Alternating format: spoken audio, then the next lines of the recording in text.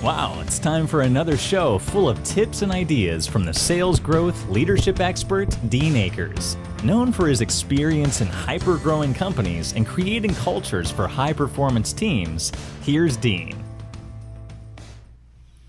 Well, welcome to your Sales and Leadership Ninja Show. I'm your head ninja, Dean Akers, and each week I bring you a rant to stimulate your thinking in the realm of sales and or leadership. This week's going to be a great show, I think, because it really hits home on something that's been special for me and my businesses for years. It has to do with sales, it has to do with operations, it has to do with running a business and making it mega successful. I had Carl Lindell on my radio show that I do each week, and it also is a podcast called the CEO Hour. But I had Carl Lindell, a local successful entrepreneur, business gentleman that has grown a number of businesses, and he was on my show this past week, and he reminded me of one of the most important business basics to make success.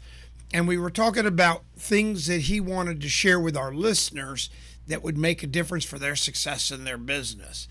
And the thing he really drove home that was a reminder to me that I had learned a number of years ago, but today's show, I hope it's a good reminder to all my listeners out there, is customer service is not that important.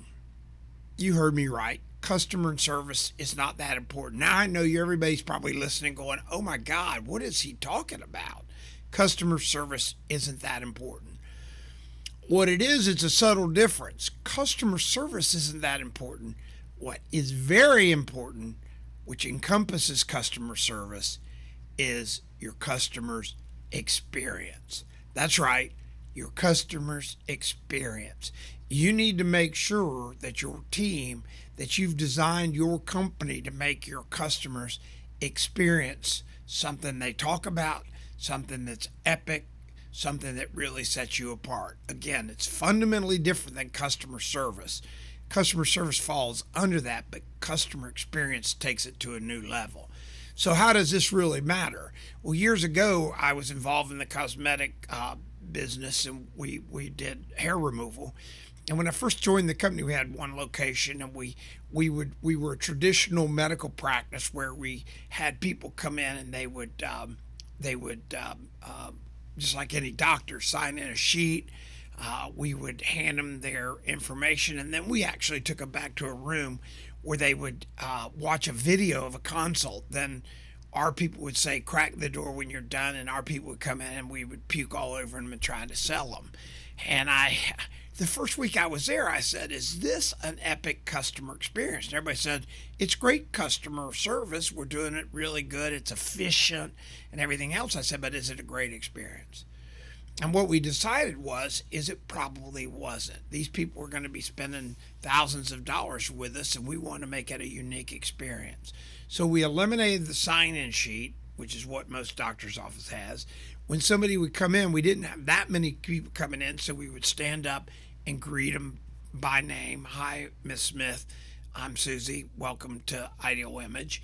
And then we would offer them a coffee or something, while they waited for our consultant. Now our consultant would come out, take them back to a room. We didn't show them videos.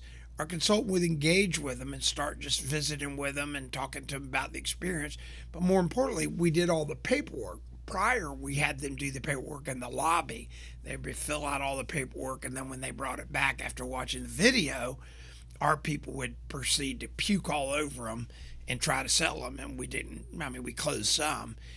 This subtle difference of bringing the customer back, engaging them, having us fill the paperwork out with them, which allowed us to ask questions like, oh, are you married? Yes. And as you fill that out, you go, tell me what your husband's thinking about this. Oh, it's my wedding gift, or whatever the thing was. It starts taking down the buying blockades that'll come up later, and it engages them. So it was an ultimate customer experience. And our company, with people across the country, as we expanded out and we grew out to a number of locations, our company expanded very rapidly. We were successful at every location, and our customers had the ultimate customer experience. We didn't worry about competition, price, or any of the other traditional excuses of why you are or aren't successful. We focused on the customer experience, and the company had a $175 million sale exit after 6 years of being in business. And today, this, I would contend, it's because of how we created this customer experience.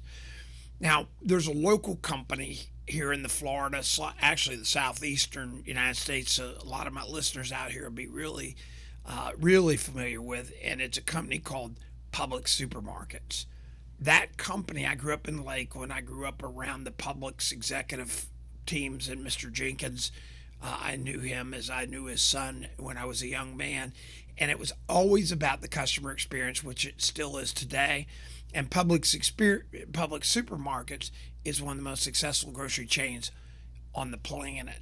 And I'm reminded of when I've asked people in my groups questions, I said, if you walked into a, let's call it XYZ store, and you said, where's the cream cheese? They would point you to aisle 12 and say, back at aisle 12.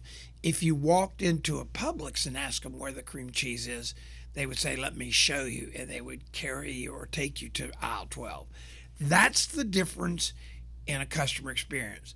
So this week, I want you to go out. I want you to ask, if you're in sales or operations or leadership, I want you to really see or ask, how is our customer experience, not our customer service?